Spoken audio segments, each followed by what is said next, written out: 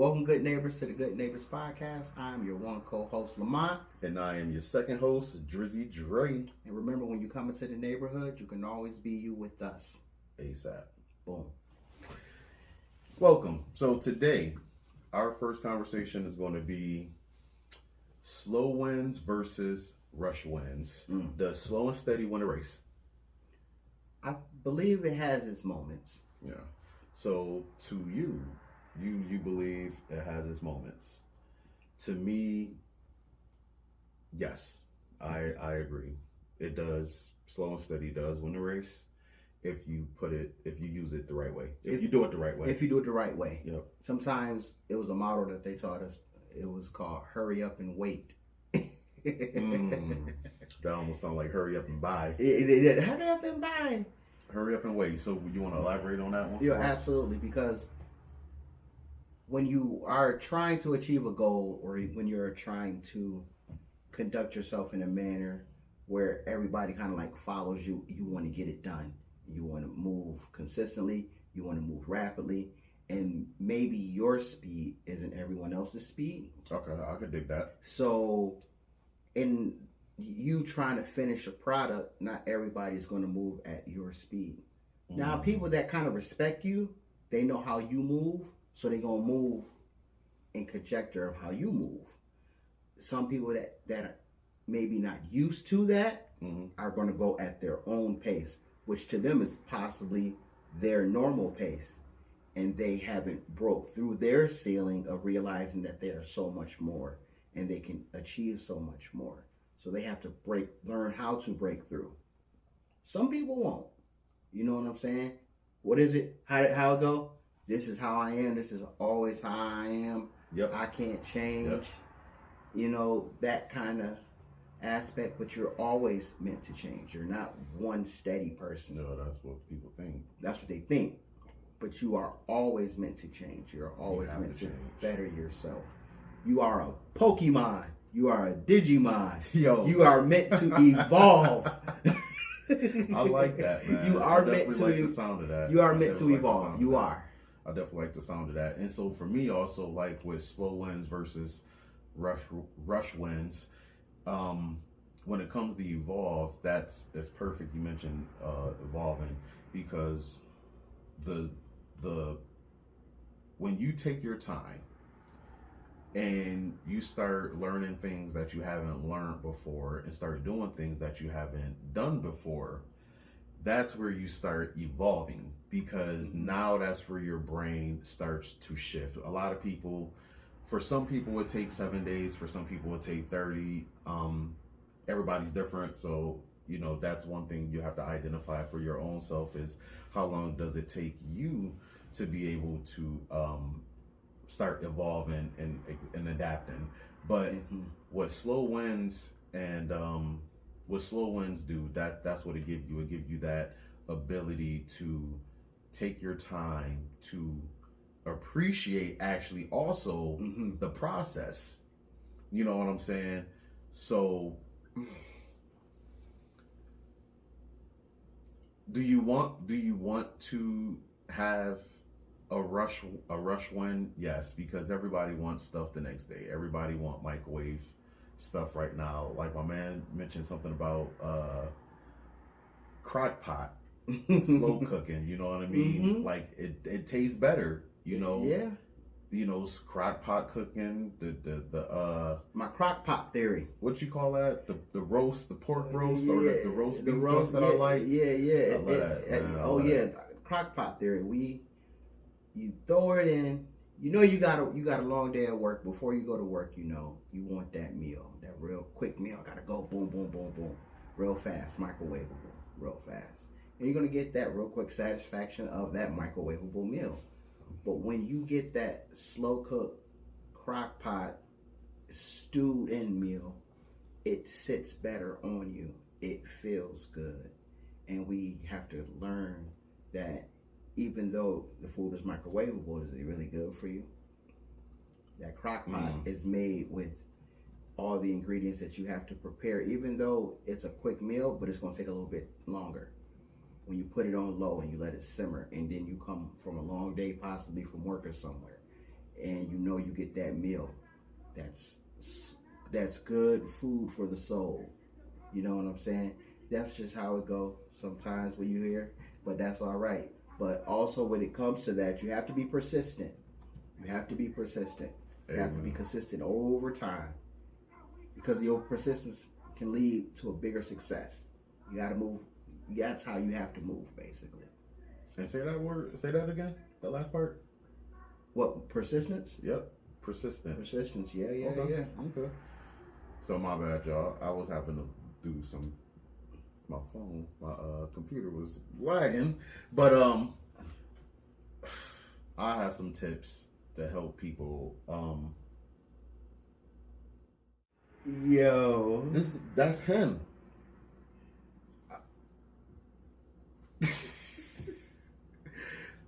Oh, golly. So for me personally, because I feel like slow and steady wins the race, I want to give you a couple of different ways to understand why I feel that way. So, slow and steady, it helps you prioritize consistency over speed. And what that helps does is it gives you focus instead of worrying about your end goal. It gives you more consistency with actually completing the end goal a lot sooner than later, to be, believe it or not. So when you do things slow but consistent, and you're persistent with obtaining your goal, that is where you start, seeing the small wins actually turning into big wins. Right. Another one is when you go slow and steady but consistent with it, is you start setting clear goals. Your goals start becoming more clear. They start becoming more vivid, and they start becoming more obtainable. Because see, when you rush, and I can use myself an example with some things. I rushed every project I had in my life.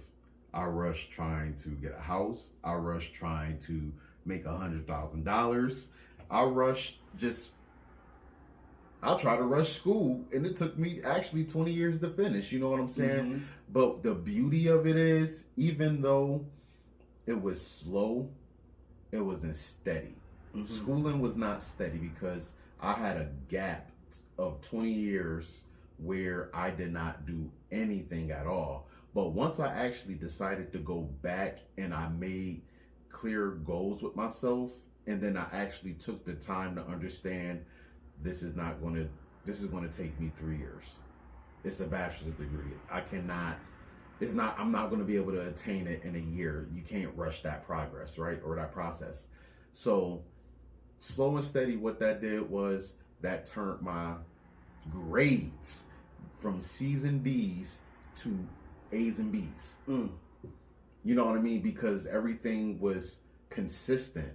I was studying consistently. I knew what to study. I took my time. So again, that's one of the reasons why I say slow and steady. And then the problem, though, a lot of times is we're impatient. I was just about to mention that, actually. We are impatient. I was just about to mention patience and not rushing or being impulsive, and taking a measured approach when it comes to certain goals that you're trying to achieve. I like that. You have to have some kind of patience, because patience shows you how well you know yourself. You know when it's like road rage. You know you might get cut off, or somebody might blow their horn at you. It's so easy to just go from 0 to 60 that fast. But practicing that patience within you, knowing that you can go out and spaz out, or you can just go, but you have to realize also, is this worth me having to go through whatever situation may happen after I spaz out? Or do I just continue to just say, you know what, maybe that person's having a certain kind of day, maybe that person is in a rush, maybe this is the things that you're learning within yourself for you to have to take in, because sometimes that patience, it what they say, patience run thin. Mm-hmm. But at the same time, you learning and understanding who you are is going to determine how you can continue to grow. It sounds like you get a little bit of emotional intelligence along the way as well. It does. You know what I'm saying? It really does, because if anybody knows you, it's you, and you know how you are willing to act on any kind of situation. And for a lot of us, that patience has made us better people. Mm-hmm.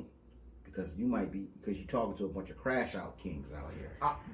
I was just about to say, you know what I'm saying? Yo, I'm talking about just living, just to be living, and just going about how you did things, not worrying about how others thought of you or how you think this is who I am. You don't like it, so what? They call them YNs now. I've heard that term. I cannot believe I've heard that I term can't before. believe it, dude. They call them YNs. It's crazy because we talked about this before. I can't believe it. I come to a point in my life when I see a bunch of these young kids that are out there that stand like Majin Buu. Yeah. I told you about that. Yeah. And I'm at that age now where I'm like this. Let me go over there. Yep. Let me walk that way. You're right about that one. Because what did you see somebody back then and you walking, what you doing? I'm walking through. I don't care about them young dudes out there, man. They ain't gonna say nothing to me. I dare one of them to say something to me. I do kind of still walk through sometimes. It depends. You got to pick and choose your battles. You pick and choose your battle, but your patience has taught you to choose and pick your battles. 1,000%. So, getting back, another reason why I like small, slow, and steady is the rushing. When you go slow, you take your time. You're not rushing. I am, like you just said, I'm one of those crash outs, but I crash out because I rush. I noticed that though about myself. When I rush, that's when I crash out. And I crash out because I'm burnt out. So small wins. Okay, let me not say small wins. Slow and steady. Mm-hmm. Slow and steady helps you avoid burnout, and it helps you avoid you crashing out. Mm-hmm. You know what I mean? Because when we rush, when we rush, it's you don't even know. You don't even enjoy nothing that's in front of you. You don't see what's in front of you. You ignore everything that's in front of you. That possibly can even help you, but you burn yourself out trying to get to the end goal. Mm-hmm. You know what I mean? And slow, it just throw you all off, man. You know what I'm saying? It just throw you all off. Another reason why slow and steady helps is because it builds systems. Slow and steady help you build systems. And even with me in the mastermind, what I learned is when you have systems and you have processes in place, that's what helps you have those clear goals that we talked about earlier. That's what helps you obtain those goals, and just check mark after check mark after check mark, and then you go to your next levels or whatnot. So slow and steady, it helps you build a habit system. It helps you build a system, and an example of that will be going to the gym. Instead of going to the gym every day for 7 days a week for an hour to 2 hours, thinking that that's what you have to do and you're a beginner, maybe you should go slow, like maybe twice a week. I would prefer three times a week. Slowly work your way into it. Me, I'll go 3, but for another person, I would say 2 days a week. Yeah, you're paying the $29.99 a month, but and for some people that is expensive or a lot. But when you go 2 days and then you start getting into a habit, you start learning the do's and don'ts. You start actually seeing what machines you want to go to or whatnot. Mm-hmm. Now you start building a habit and you start building confidence when you go slow. Because now you don't have confidence. That's probably why we sitting here now talking about it today. Going slow and steady versus rushing. and you trying to rush because you don't have the confidence to actually go through the process. Mm-hmm. You know what I mean? Absolutely. But when you go slow, you take your time, you don't pay attention to nothing else. Now, 2-3 weeks later, you might want to go three times to the gym. And then by the end of the year, you probably are going 3 to 4 times out the day or out the week. And you might end up switching it up. And not self-consciously even knowing that you're going 3 or 4 times out the day you, or a week. Your 2 times just might be your 2 times. But maybe that third time in your consistency of going, maybe you decide to hit the pool.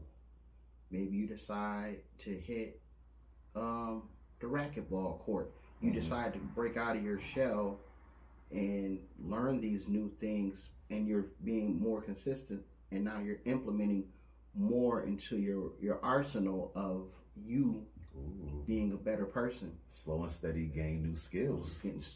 Right. And another thing that I want to mention also before we get out of here is, avoid being overconfident. A lot of cockiness has been the downfall of a lot of people. Don't underestimate the competition. Don't underestimate it. When you go in with a game plan, you focus on that game plan. I've seen it multiple times. You can watch it. Matter of fact, a crazy example is real something simple. Just look at the NCAA basketball bracket. The March Madness tournament? Any March Madness tournaments. Look at your top teams, and then look at some of them teams that beat those top teams. Mm-hmm. Because you went in there, you overestimated, you thought it was an easy win, and just because you hungry, don't mean somebody else ain't starving. That's crazy. Because they want it just as bad as you do. Mm-hmm. So you can't go in there with that cocky attitude and knowing that you're going to go in there and whitewash these dudes and go and leave them through the tunnel with your head down. But have confidence, though. Still have confidence. But not don't telling be you not to overconfident. have confidence at all. Because a lot of people, they probably will think that because a lot of people run with that. That's how I What's do. the bars? No, just have confidence. What's the bars? In I'm not saying that I'm cocky, I'm confident. Yeah, just have confidence in yourself, for real. Absolutely. Because if you don't, then you won't have no progress at all. Mm-hmm. You know what I mean? So yeah, just have a little bit of confidence though, but don't be over cocky, like he said. No overconfidence. Be consistent, baby. Yep. Be consistent. That's the main thing too, as well. Be consistent. Well, what was the last thing you wanted to talk about before we jumped on that? No, that was it. That was it. Yeah, that was it. Other than consistency, you know what I'm saying? Just regularly applying to that one task. I know some people got scatterbrains. I know a lot of people that have scatterbrains. That's me. That's me. And trying to put all in one and all in one and all in one instead of being like, hold up. And you seen it today when I was trying to do multiple different things and I got lost in the sauce. You know what I mean? But and again, that's why you have to take your time. Take your time. You know, even now, I was in a rushing mode, like he said, scatterbrain. And turned it around and made it work and slowed it down and got back on track. So, boom. You know what I mean? Absolutely.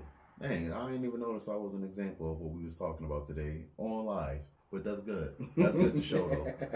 And then able to come back, too, also. And come back and hone in. And hone in. And learn something new. We do these shows to not only learn about ourselves, but maybe for you to be like, Dag, I didn't even think of that myself. Now I got these certain things and aspects that I can implement. Because it's not fun being scatterbrain and a rusher. You know what I mean? And now, and that is I am working on both, and I'm a work in progress. And that's why we're having this conversation. You know what I mean? I'm here to help you guys because these are the things that is helping me get out of rushing, and slow and steady. It does win the race. And your comments down at the bottom is what also helps us better ourselves and better the show and basically better each other, because that's what we are as good neighbors. Thank you. If you listen on YouTube, thank you. Hit the like, comment, and subscribe. If you listen in on any other platforms, just continue to reach out, and we thank everybody. Share, like, comment, subscribe. Deuces.